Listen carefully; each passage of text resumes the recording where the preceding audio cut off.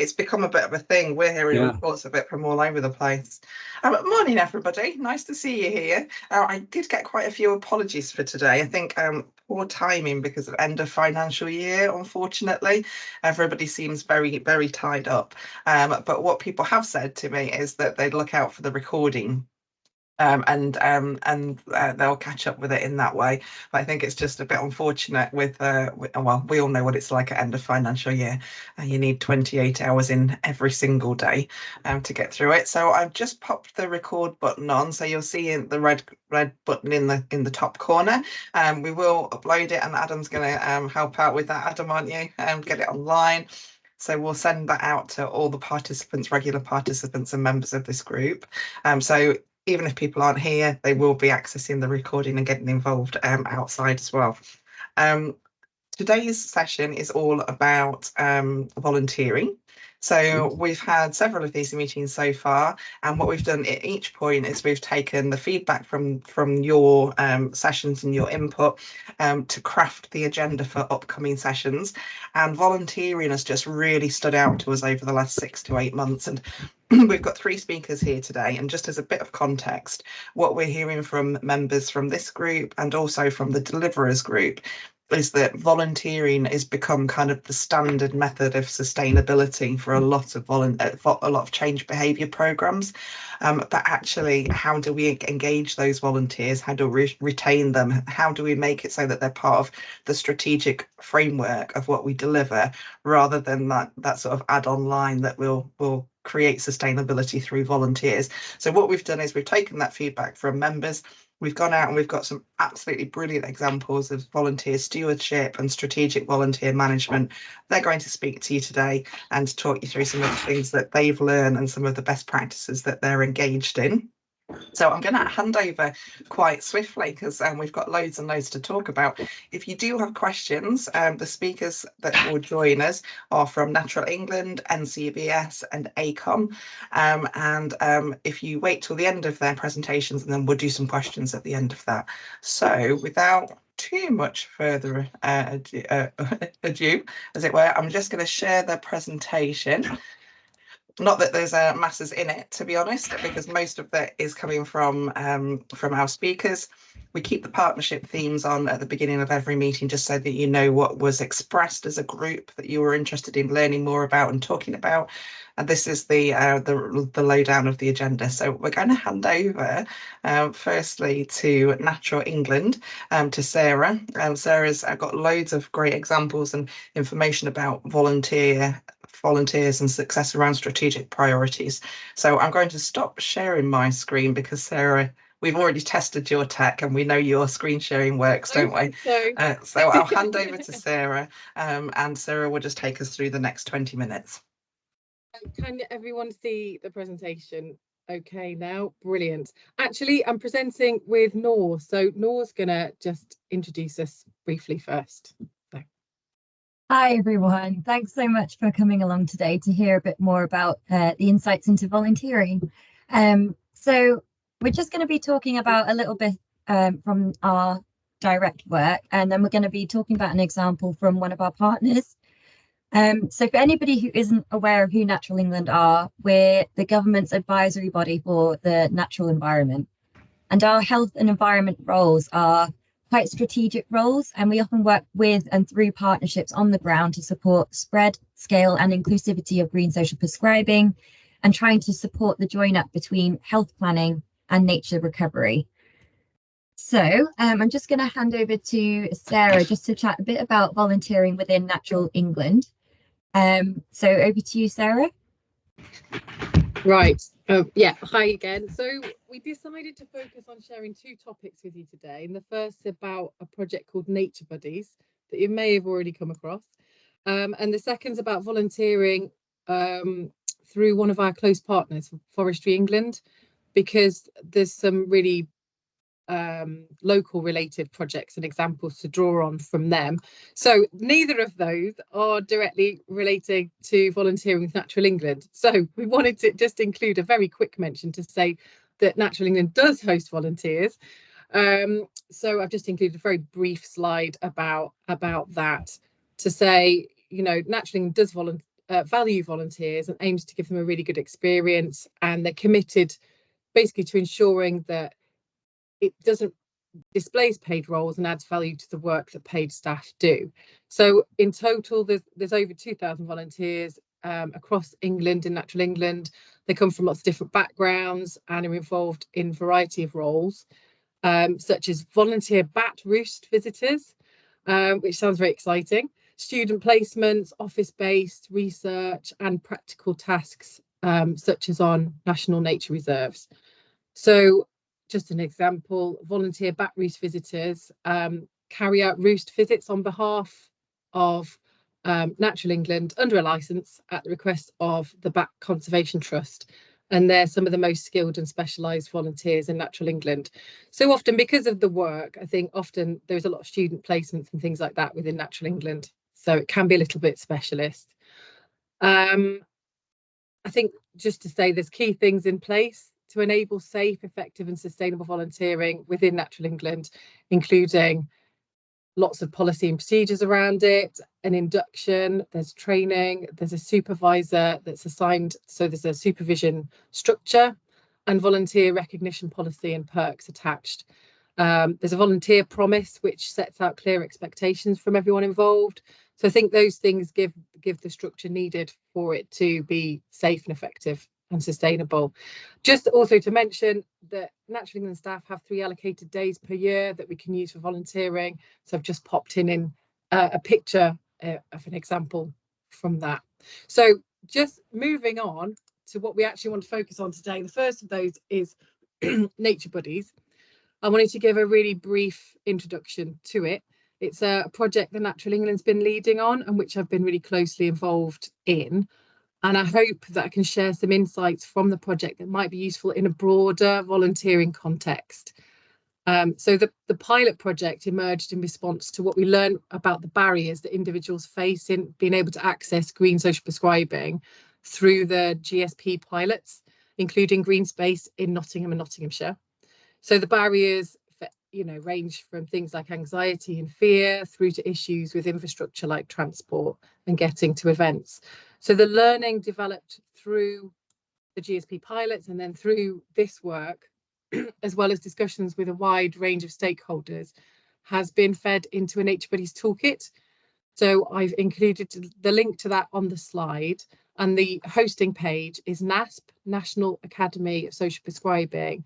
And they've also on that same page got a lot of other related resources, including sample buddy induction pack that was developed by Nottingham CVS that you might find of use. And so there's resources on there that you can use and you can tweak and tailor to whatever your needs are.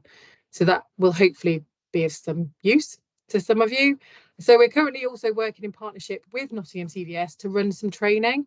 So they're leading on that, and that covers real detailed aspects of how to set up a Nature Buddies scheme. So we've run 2 of those days so far and hoping to host a 3rd day, so date to be announced. So if anyone is interested in finding out more after today, there should hopefully be another session coming up soon. So, excuse me, got a right frog in my throat. It's typical, isn't it? So what is a Nature Buddy? I've included a link to an animation, but I'm not going to try and play it now because I don't trust the tech enough, but please have a look later. Also, I've included on the slide in the resources folder on NASP, there's various versions of a role descriptor for Nature Buddies. So on this slide, I've included the one around the walk companion version, obviously, because it fits with most relevance to the group today. It won't be clear enough on the slide to read. So it's just to give an illustration of some of the resources that are available. So you won't be able to read it on the slide, but it is on the NASP website if you do want to have a look. And I just think having a clear role descriptor for your volunteers does really help when you're recruiting volunteers and aiming things in the right direction, if that makes sense. So a Nature Buddy is a volunteer whose role it is to support individuals at a personalised level, so to help gradually increase their confidence and their ability to enjoy engaging with nature. So depending on the scheme, it could be that the buddy provides regular support to enable people to walk or visit their local parks. it could be around encouraging people who wouldn't normally go outside, about sharing the benefits of what they can gain from being outside. It could be providing support to enable people to take part in a nature-based activity, such as growing food at a community garden. So a nature buddy could simply help a participant access a bus timetable so they know how to get to an activity, or they could play a much more involved role in enabling them to fully participate when they're there. A relationship could be short-term or ongoing and could include planning activities together over time.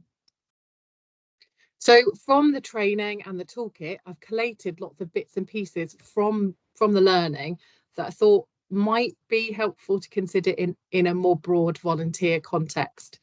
So some of the things that they considered in the Nature Buddies project and some of the learning that was drawn out was around looking at your scheme model. So looking at different models for Nature Buddies. So different models were scoped with local partners in Nottingham through a co-design process led by NCVS. And then Natural England commissioned pilot projects with Nature Buddies partners across England, and including a couple in Nottingham, SUP Fitness and Refugee Forum, to explore how Nature Buddies scheme could work in practice. So I think the thing to draw out here is that all the models considered had an infrastructure and a volunteer management designed in. And I think that recognises that volunteers need support and supervision, particularly if they may be working with people who have some health needs and vulnerabilities. I think it's important to consider what policies and procedures you might need around volunteering, such as safeguarding. You might need to consider lone working and what your procedure is going to be around that. Also popped in there a consideration around co-design. Could you include an element of co-production in your scheme? So involving prospective clients or volunteers from the start or in reviews of your service might, amongst other benefits, give volunteers a greater sense of involvement and buy-in in the scheme. Looking at your ecosystem, so like who are your stakeholders in a broad sense? If you work that out, it might help work out things like what your referral routes into your service are going to look like. It will help you build a supportive network.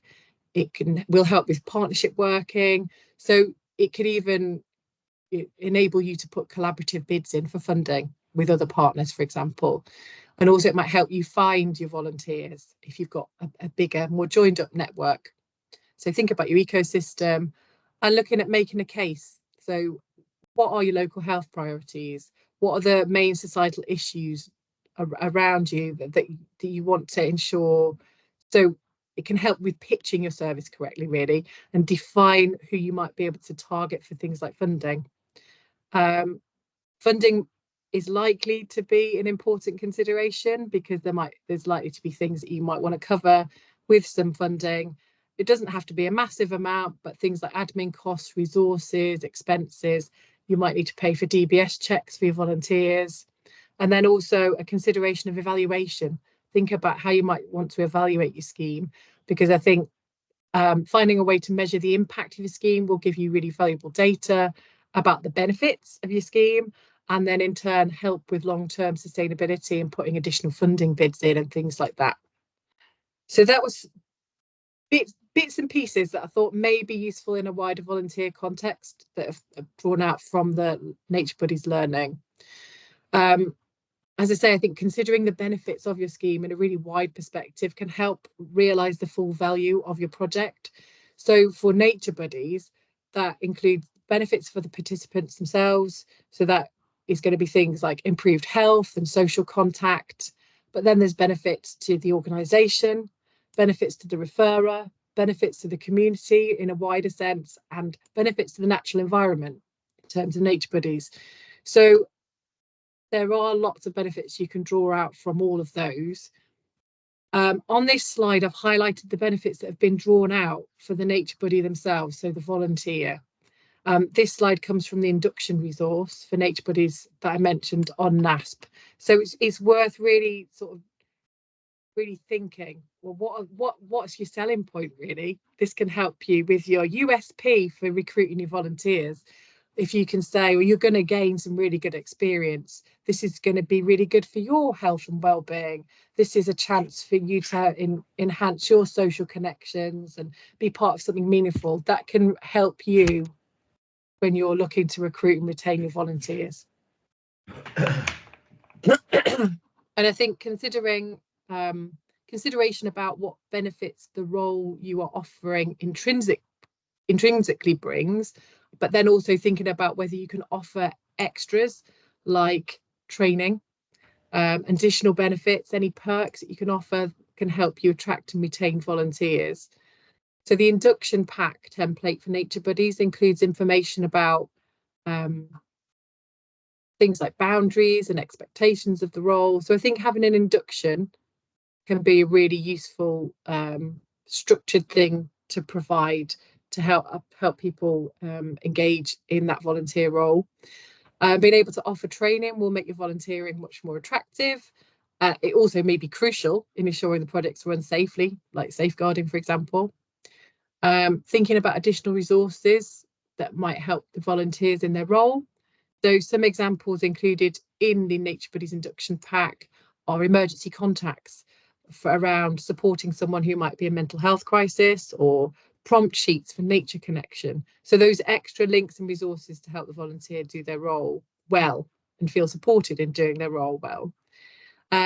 Providing ongoing support through supervision and perhaps through wider volunteer networks will help retain your volunteers, ensure that the service is projects run safely, so it feels safe and it is safe.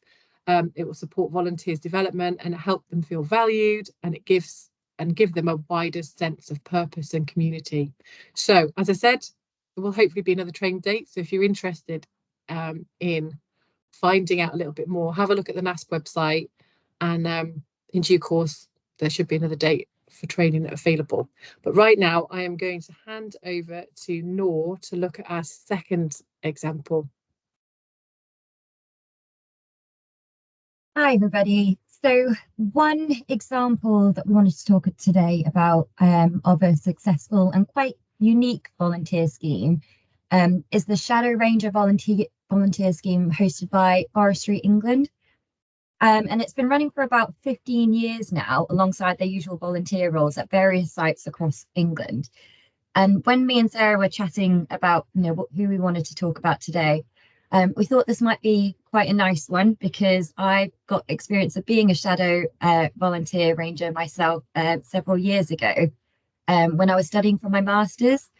So I was looking to gain experience in the environmental sector, and so I volunteered with a bushcraft team.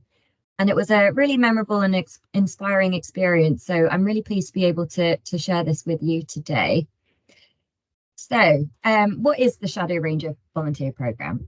So like I said, it's a very structured program, and it runs about twice a year across various sites. So Sherwood Pines in Nottinghamshire is one of them.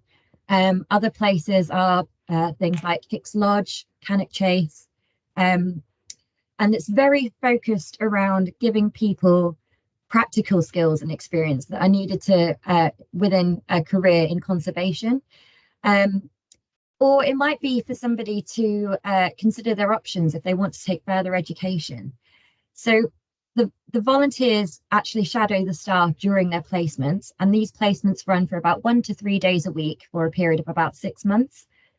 So anyone who's interested in finding out what it takes to manage forests is welcome to apply through the dedicated Shadow Ranger pages on the Forestry England website.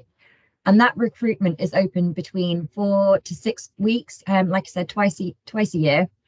And it's been going for several years, and it gains popularity each time because they receive hundreds of applications each year from around the country.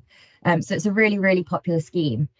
And last year, I think the organisation had 13 shadow placements, which added up to a total of 32,000 volunteer hours, which gives you a bit of an idea of how valuable the scheme is to Forestry England. So there are several different factors that kind of enable the Shadow Ranger volunteer scheme to be so successful. So I'm just going to talk about these over the next few slides. So the first one's around people feeling valued. The next thing is all about flexibility. And then the last point that I wanted to talk about is how they focus on skills development for their volunteers. So for anybody who's actually thinking about becoming a Shadow Ranger, lots and lots of information is already available on the website before they even apply.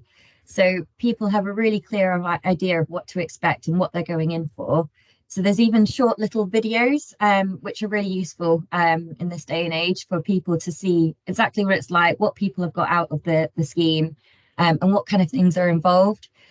And there's a range of ways for people to actually apply too. So they can apply through the online form on the website, but they do also have the option to call in and apply by phone, or get in touch by email and apply that way. So it gives off a very, right from the get-go, it gives off a very welcoming and friendly impression.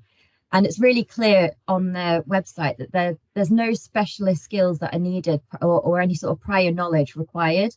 And I think that's a really good thing to kind of make clear at the start, because if you kind of give off the impression that you need to be a specialist in any area, it might put off a huge cohort of people that would be really great as volunteers.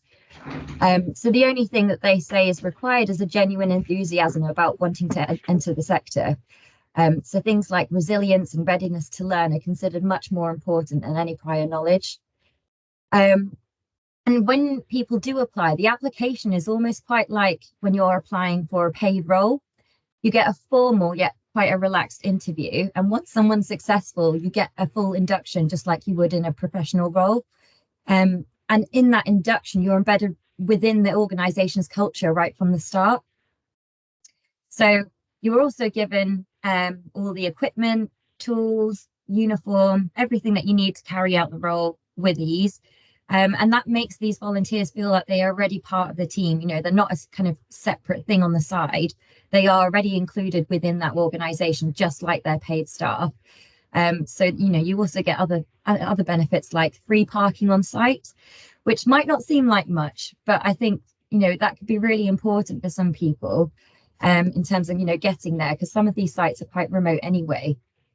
And then during these 6 months placements, the volunteers get full mentoring throughout. So each time they have their Shadow Ranger kind of getting in touch with them to have regular conversations about what they're enjoying, what areas they would like to gain more experience in, and whether they need any direction towards the career that they want.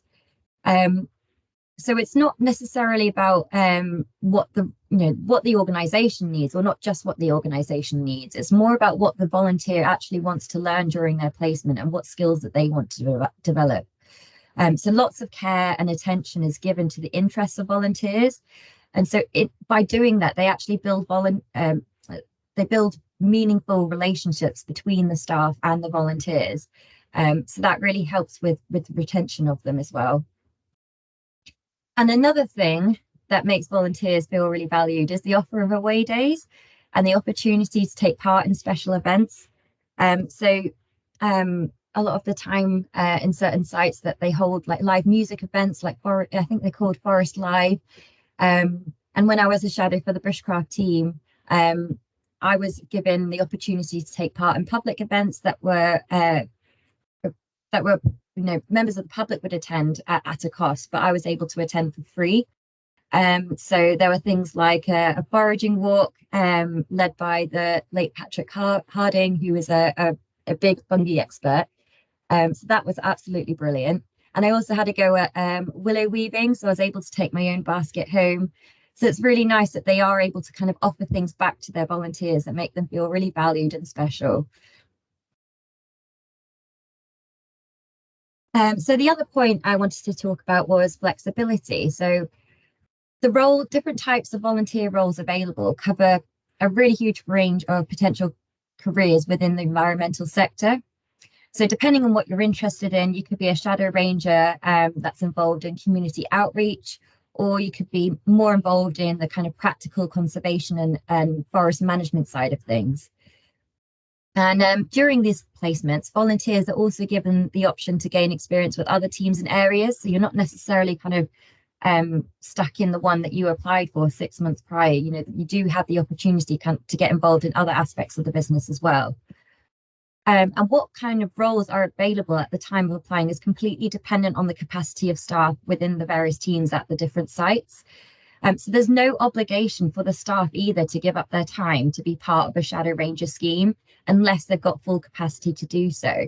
So that means that not only do the staff have the time and the resources to be able to offer this scheme to people and to offer that mentoring, but volunteers also actually get the most out of their time there. So there's a lot of thought that kind of goes on behind this in terms of how much time that they can offer for the scheme. And then in terms of the volunteers, once their 6-month placement ends, they also get the option to continue volunteering on afterwards. So although this won't be the same structured program as the shadow placement, they do have that freedom to kind of dip in and out as it suits them after the scheme ends. They're still involved in some way. And another great thing about the scheme is that it can work around the responsibilities of the volunteers. So there's like a big understanding that the placement is quite a large commitment for a lot of people. And for example, when I was studying, I was doing a full-time master's and working 2 days a week. So I was only actually able to spare 1 day a week and maybe the occasional weekend during my placement. And I was reassured by the staff that that would be fine, and they were quite happy to work around that. So, despite that the scheme is quite structured, it's, the atmosphere throughout is very light, friendly and informal. And that helps the volunteers feeling like they are a valued member of the team. So as I mentioned earlier, the whole volunteer program is focused around getting volunteers to become work ready. So that's got mutual benefits for both the individual who's volunteering and the actual organisation itself. So staff are given general formal training, as well as more informal training that's specific to the role that they are undertaking. So the formal training usually includes things like first aid, manual handling, risk assessments, safeguarding, health and safety, using hand tools, managing data. And this is actually really helpful for people who would be applying for the scheme and actually might be out of employment for some time. And in return for this time and investment in upskilling, the volunteers, they behave professionally on site, they embody the organization's values, and they take their role seriously.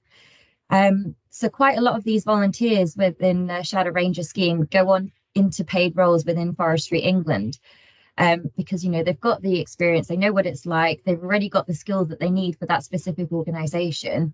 And this is of a massive benefit to the organization, because they know that staff member who's applying for that role has already been understands the culture. They know exactly what to expect. They know what's expected from them, and they know that that person has the skills and the qualities required to fulfill the role.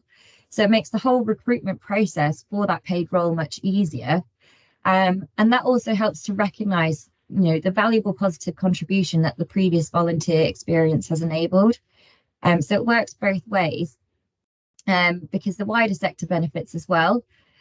So even if they don't go on to stay within Forestry England, Shadow Rangers have also gone on to be things like teaching assistants, camp leaders, tree surgeons, across a range of different organisations within the industry. So obviously we've got Me and Natural England, but there's other charities like the National Trust, RSPB, it could be with National Parks, Wildlife Trust, the Canal and River Trust, and so on. So it's a really brilliant scheme overall, and it's a really great way to give people an insight of what it's like to work within the environmental sector. So I had a fantastic time, and I don't think it would have led me to work within the role that I am today unless I did have the scheme. So I'm very grateful for it. And that brings us to the end of our presentation. So thank you all for listening. Thank you. Thank you so much, Sarah and Noor. That's really interesting, and some really poignant things coming out of that for me. really notable listening to both of your presentations was that there's been a real investment in the stewardship and support of volunteers. So rather than sort of saying, actually, we're going to go out and we're going to deliver a community change behaviour programme and then we'll gather some volunteers while we do it and they'll make it sustainable, it's kind of been tipped on its head, and it's more about how can we give the volunteers something that keeps them engaged for the long term and also works for the project. And I think the mentoring, the away days, the induction, you both talked about those types of things, attention to the interests of the volunteers. I think that really stood out to me in terms of meaningful relationships. And the other thing that really stood out as well, which probably we at Ridewise are guilty of not doing, I can definitely say, is that you mentioned that people commit to a time frame. You know, I will volunteer for X amount of time, whether that's, you know, days a week or whether it's a couple of hours a week. But I thought that was really interesting that people, when they initially sign up, they're signing up for a very clear, defined time period. And I thought that was really interesting for me. We do have a question from Karen. And she asks, do we have any idea on the variety of demographics of the people? So people with disabilities, limited financial means, etc. Questions in the chat at the moment.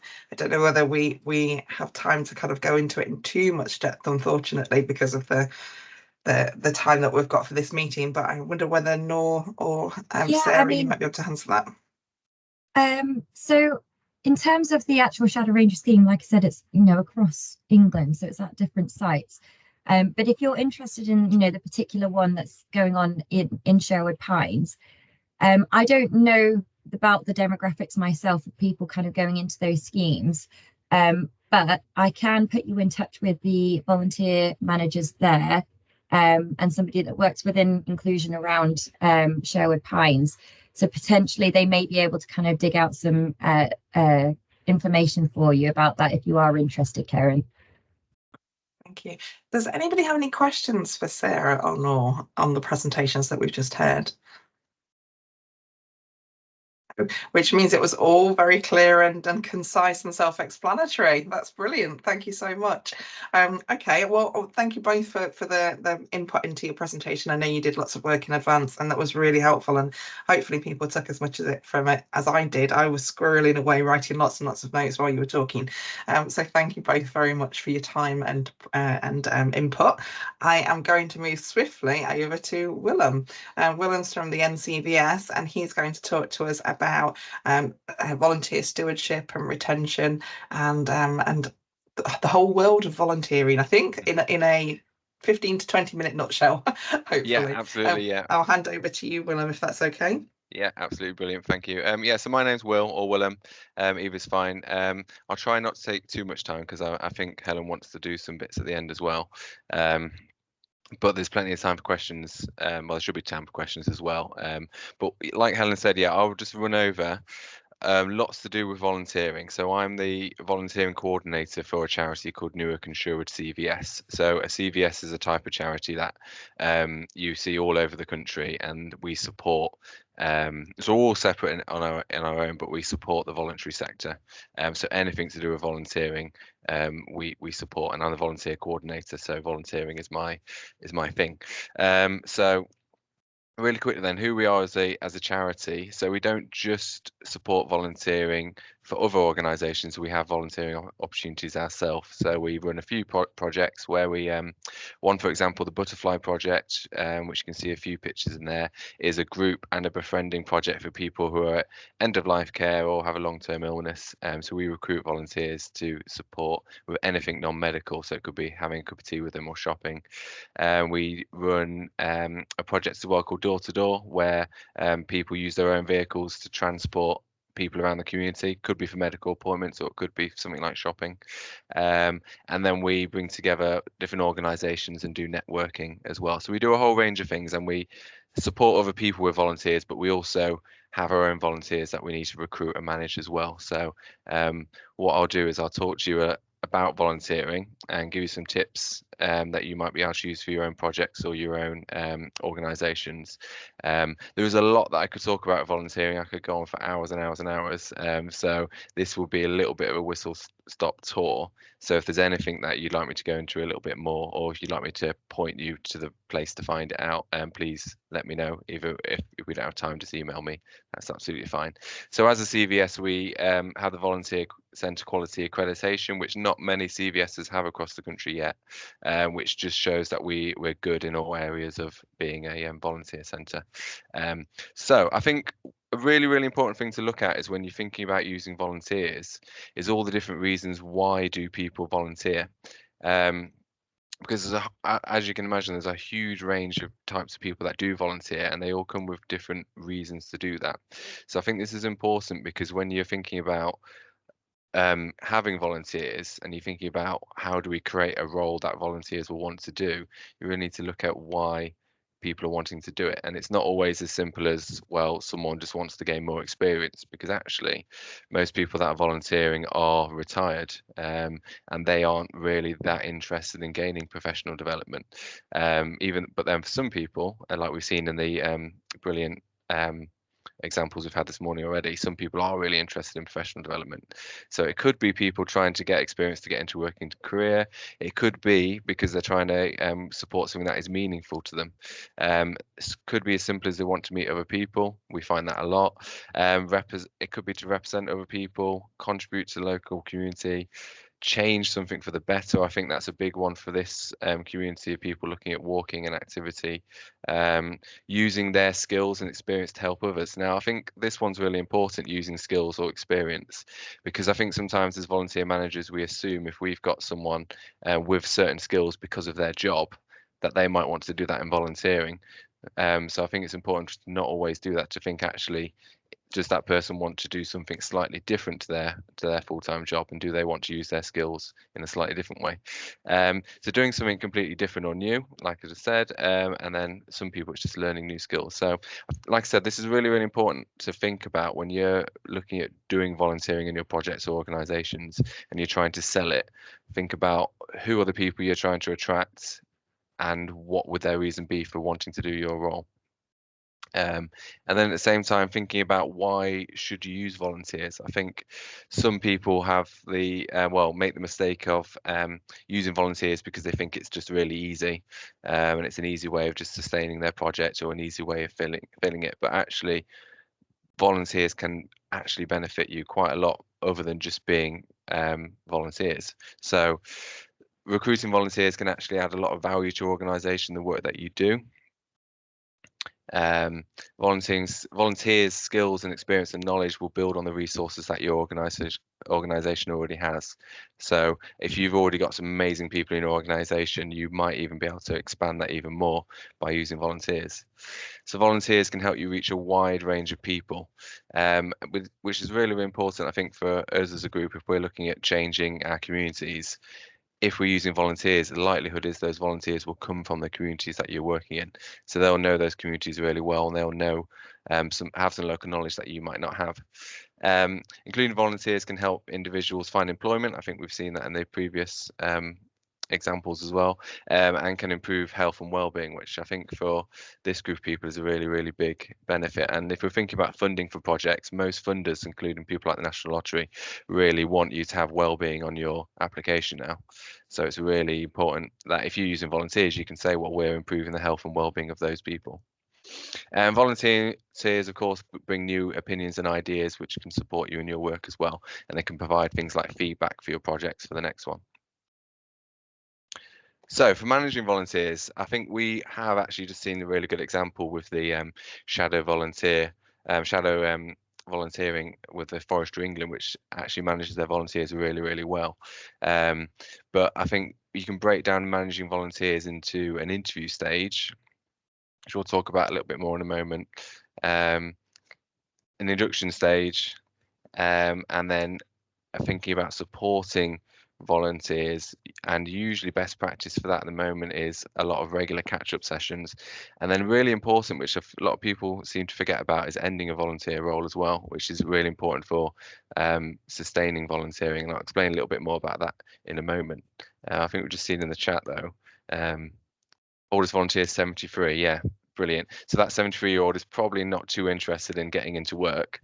So that just goes to show, doesn't it? A lot of people volunteer for loads of different reasons. So with the interview, I think interviewing is really, well, something that a lot of people have done, isn't it? So it doesn't really need to differ too much from a normal interview, a formal interview for a job, but I would just recommend trying to make it a little bit more relaxed. So an interview is not just about vetting the person for you with volunteers. I think it's a lot about learning about that person, what they could potentially do for your project, and looking at what they can get out of it, and as well informing you about any training you might need to do. So I'm just leave that. I won't go through all these bullet points. But I think they're just good to have a quick scan through, particularly thinking about how the role can work for the volunteer. Now, I think a really important one on this, and something that some people struggle with volunteers, is the expectations of the volunteering role. So I think we just spoke about, just before I started talking about, the expectations of commitment. How long will that person do it for? But I think it's really important that you set the expectations for that volunteer. What will they be doing and what won't they be doing? Because volunteers usually are really enthusiastic, which is brilliant and super, but sometimes volunteers can get in a position where they want to do lots and lots and lots, and sometimes they it's a struggle to manage that volunteer. So it's really important to just be really clear with that volunteer what they will be doing, what they won't be doing, just so that they don't try and get involved in too many things at once. So interview is really good. I definitely recommend doing it with as many people that are volunteering for you as possible, and just make it relaxed, and just use it as a learning opportunity to learn about them as well. So induction for volunteering is really important. So it's really important that the volunteer ensures what their role is and what is expected of them. So it's not just what I mentioned about the expectations in terms of what they do and don't do. It's also things like we mentioned, commitment, and things like where they need to be, how they're going to get there. So it's really good practice as well to introduce them to as many members of staff and other volunteers as possible, because like I said, a lot of them are trying to get into volunteering to make new friends, to make connections, and it also makes them feel really comfortable as well as a volunteer if they know as many people as possible. So really important, tell the volunteer who they can speak to if they have any questions or concerns. I'll speak in a moment a little bit about boundaries, but it's really important from a volunteer's perspective to know who they can call, who they can text, who they can email if they do need support, to make them feel confident. Show the volunteer where they can access any resource they need. So I'll speak about this again in a second about resources for volunteers, but make sure that they're fully aware when because inevitably everyone's going to forget some part of what they've been told, that they can go to it and find it if they need to.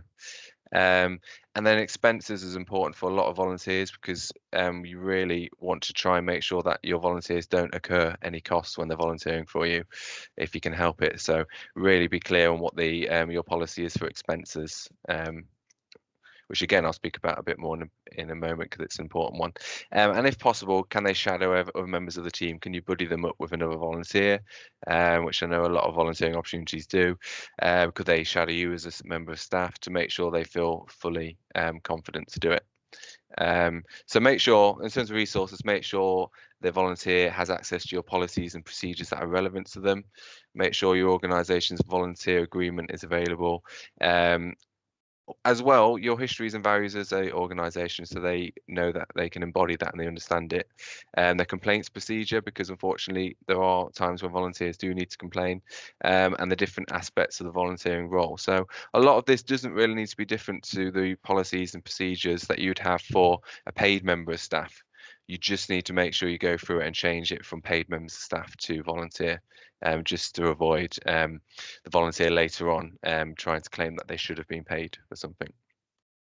And again, volunteer rights, I won't go through all of this, but they don't have the same rights as an employee, because they haven't got a contract of employment, but they are covered by lots of the same laws and rights as an employee is, which is common sense, but it's just important just to make sure you're thinking about that when you are thinking about your volunteering plan. So just really quickly, I'm conscious of time, but common mistakes that some people do make when they are managing volunteers, which I just thought I'd mention because they are interesting, and I think most of them are common sense, but some people do forget them. And the first one is expenses. So with expenses, the main mistake a lot of people make is they sometimes give cash or would give something like cash or money to a volunteer before they've paid for something. So it's like, here, have a £5 note to go get your lunch, which you need to be really careful about, because the volunteer later on could claim that they've not been paid minimum wage, which could get you in a lot of trouble. So with expenses, always have a clear policy of how they can claim it afterwards. Which again is common sense, but some people have made that mistake and got in a lot of trouble. A lot of people don't have a plan in place to make volunteers feel valued. Unfortunately, they sort of think that they'll do that as they go along. So think about, can you plan any events? Can you take them out on days out? Think about when Volunteers Week is in the first week of June. Can you do anything to celebrate them and just make them feel really valued? Could you send them a Christmas card every year? And then unfortunately, some people don't really have a plan for the end of the volunteering role. So a lot of projects will inevitably end when the funding goes or when it's the life cycle of the project. So just have a plan in place for how you're going to make those volunteers feel valued. Or is there any other projects that you're going to do that you could pass them on to? Or have you got any partners you could pass them on to? Because unfortunately, there's a lot of data around people, the reason why people don't volunteer. It's because they have volunteered in the past, but that volunteering experience wasn't very positive towards the end. So that's a really big one. If you want to keep volunteers in your projects moving forward, you need to make sure that end of the role is really, really tight. Seeing a volunteer as free labour, unfortunately, some people do. And the important thing for this is, if you're using volunteers, it is not going to be cheap. Because you've got to pay a member of staff to manage those volunteers. You've got to pay for things like expenses. So having a volunteer is not free, unfortunately. You're not paying them, but you are doing a lot of work to keep a volunteer. So really make sure that volunteers is not just an afterthought of your project or your funding request, that actually you thought about how we're going to pay for this. So that leads me into my last one, including volunteers in your project as an afterthought, which unfortunately some people do. And volunteers won't just be sustainable forever on its own. Unfortunately, there does need to be something there to keep it going. So boundaries, again, this is common sense, but I think some people do make some mistakes with this. So there's a lot on the screen, so I won't go through it all. But just think about, obviously we do have boundaries to make the volunteer and the employees feel safe, to make sure it's professional as well. And to make sure that no one is too involved or undervolved. So this would be the task of the volunteer manager, really, to be monitoring this to make sure members of staff are not breaking those boundaries and the volunteers aren't as well. Social contacts, just be really sensible about it. Make sure that yes, you might become friends with these volunteers and volunteers become friends with each other, which is brilliant, but for most of the time it is a professional relationship, and you should make sure you've spoken to the volunteers about how they're going to use social media in terms of your project, because you want it to be represented in the way that you want it to be represented. And then one-to-one working as well, make sure you've got a clear procedure if there is one-to-one working with yourself as an employee and the volunteer, to make sure things are okay, and make sure that you're not spending too much time alone with them. And personal information, really careful with giving out things like your phone number and your email address, because we do have cases where volunteers will contact your personal device, which is not good. You want to be doing it professionally. Right, almost done, because I'm aware we've only got about 10 minutes left, haven't we? Just something to think about when you're recruiting volunteers, which I want to speak about for the last minute or so. So on the board, on the screen, I've put 4 different ways that people recruit volunteers: flyers and adverts, social media, asking nicely, and community notice boards. So just have a think about which one of these you think is the most effective, because people have done a lot of research on this. And actually, you might be a little bit surprised that the most effective one by far is people just asking. So most people get into volunteering because of a conversation. Now, that doesn't mean you don't need to spend on flyers and you don't need to use social media, you don't need to get out in the community, but the majority of volunteers will do it because they've been asked. So my main piece of advice for this is, when you're doing a project, talk to every single member of staff and everyone in your network about your volunteering role. Make sure they know exactly what it is. So every time they have a conversation with someone, they're mentioning your volunteering role, and that is where you'll get the most volunteers. So really quickly, on this board here on the screen is a load of different ways that you could advertise your volunteering role. And just as an example, the last couple of weeks I've been trying to get volunteers for our door-to-door service. So I've created a flyer, a poster online, and I sent that out through email to our network, and I put it on social media, and that got a couple of responses. But then I went and stood at an event and tried to recruit people, and that got even more responses. I then went and stood in a local supermarket in Asda with a colleague to try and recruit people. And then, like I mentioned, I emailed out our existing volunteers that have volunteered for us in different projects before. So recruiting volunteers is not one thing that will get you the volunteers. You need to do as many different things as possible. But the main one, which is really nice, is that actually asking people is usually the most effective. People volunteer because they've been asked to do it, to get out there and make sure everyone knows what your volunteering role is. Okay, so if you've got any questions, I'd love to answer them. That'd be brilliant. In terms of support that I could provide you moving forward, I work in Newark and Sherwood. So if you did want support from me, you'd have to be in Newark and Sherwood, but there are CVSs. There's one in Nottingham, which has already been mentioned. If you like any support with your organisation in terms of setting up any of what I've mentioned, you can email me or Louise. But if you work in Gedling, we've got someone called Andrew whose people might have met before. Brilliant. I'm just seeing your thing, Adam. Thank you. Thank you so much, Vaughan. That was brilliant. And Will, are you happy for us to upload the presentation alongside the recording? Because I think there's so much stuff in there. It was really powerful. And for me, one of the big take-home things is that volunteers aren't a cheap way to sustain your program, that volunteers actually, to have really effective volunteering programs, you've got time, you've got stewardship, you've got volunteer management, and even just that kind of element of asking nicely, it requires there to be somebody on the ground that's having those face-to-face conversations, and that's really kind of putting in from the project team side. I think that was really valuable and really stood out to me. Dave, I think you have your hand up, if we can come over to you. I do. I'm just going to drop my hand down. So we Sustrans have about 3,500 volunteers nationally, but also with other groups. I'm going to maybe just ask for your thoughts on the negative side, and absolutely cost. You have to understand that to have a successful volunteering program, you have to put the resources in, and you have to have the people, and you have to make sure that the people who are supporting volunteers have got the training, etc. The big issue I wanted to is when volunteers go rogue, and how you actually manage that, because the damage that can be done to an organization by a volunteer who takes it on themselves to represent the organization in different scenarios can be significant.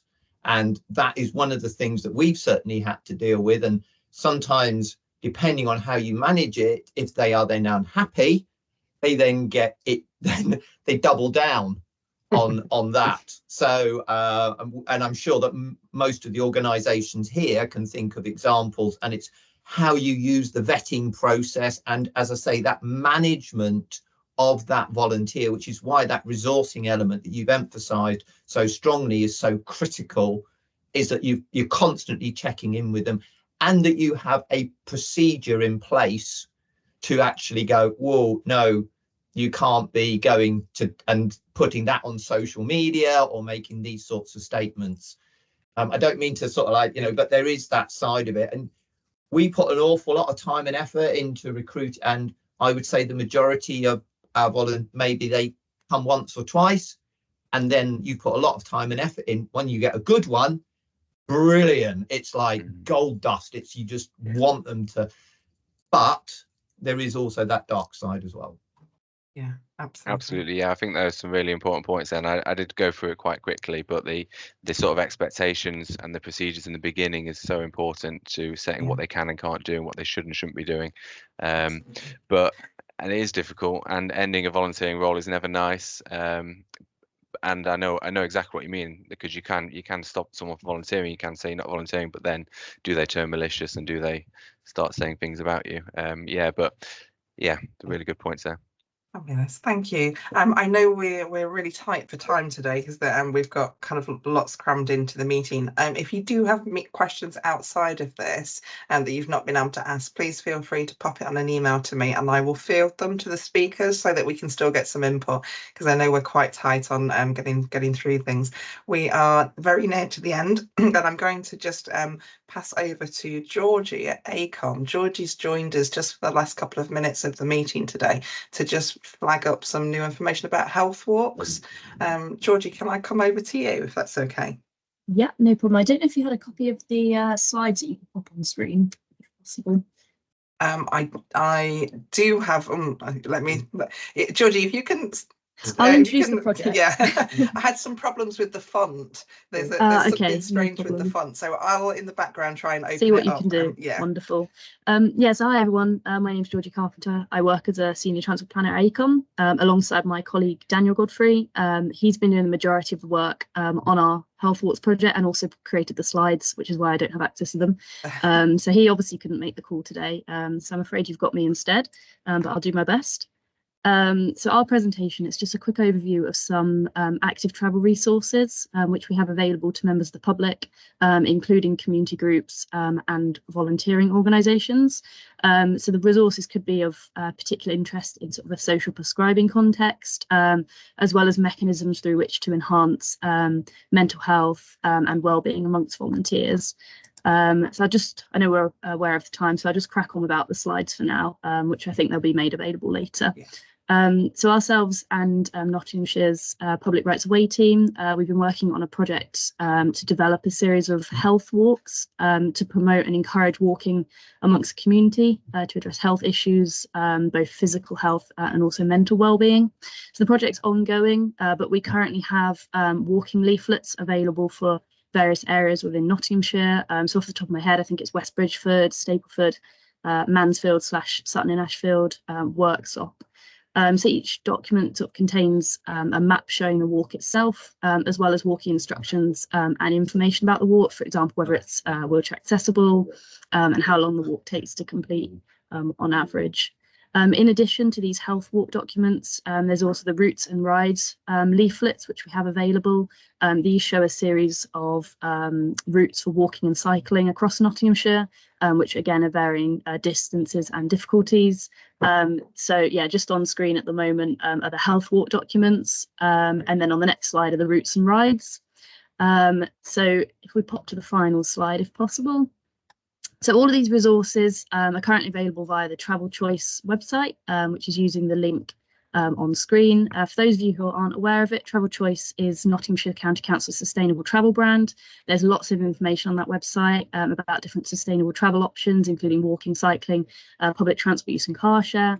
Alternatively, if there is anyone on the call who requires any hard copy versions of these leaflets, for example, those who work with community groups with limited internet access, etc., we do have a limited number of those hard copy leaflets available. Feel free to pop me an email and we'll be happy to organise those for you. That was very quick, but that's it from me. Thanks, everyone. Oh, that's amazing. Thanks so much, Georgie, and sorry for fumbling around in the background there. No problem. Yeah, fabulous. So yes, if anybody does want any hard copies, as Georgie said, you can either email her directly or drop me an email and I will forward it on to Georgie so that we can get those out to you. Gosh, that was a bit of a whistle-stop tour, wasn't it, of volunteering? Loads and loads of ground that's covered in that. Sorry for it being so kind of packed, but I thought that the speakers just had such valuable input, and volunteering is such a big part of the walking activities that we're all doing now. It felt like a really good time to share those types of learnings. If you do have any questions, pop them on an email to me. I'm just going to wrap up with one kind of random stray bit of information that I thought was worth dropping into this meeting. I don't know, most of you will know Catherine Hughes from British Nordic Walking. I'm sure you know Catherine. Catherine's preparing a national lottery bid for Nottingham, Nottinghamshire and the surrounding areas. I believe the border is quite loose and woolly, and she's putting together this bid with partners who might have an interest in training up new British Nordic walk leaders, with the intention that the costs for that training and support are included in one big partnership bid. Because of the nature of everybody that's meeting in this meeting, I thought it might be a good opportunity to just mention it to you. So they're preparing at the moment, they're looking for partners who are interested in engaging in new walkers through British Nordic Walking, either from environmental angles or particularly mental and physical well-being. So if you do have, if you're involved or you've got partners that might be interested in this larger partnership bid, it's really about trying to gain more traction at that community and volunteering level, where actually we've just been talking all this time about volunteering, and volunteers simply can't cover the costs of British Nordic Walking training. So the idea is that there's this one cohesive bid that comes and helps to prepare a cohort that can go out and kind of champion out the outdoors and walking across our community. So if you do have any interest in that, drop Catherine a line. If you don't know Catherine, then drop me a line and I'd be more than happy to introduce you to her and to the British Nordic Walking team. Right, we will wrap it up here. We'll get the video recording online. Thank you so much for all of your input and kind of going through those presentations. And thank you for the speakers. We'll get them online and I will pop you out a link. Please feel free to drop me an email if you've got any questions. We'll leave there. Thank you so much, everybody. Have a good rest of the day. Thanks. Bye. Thanks, Helen. Bye-bye. Thanks, everyone. Bye-bye.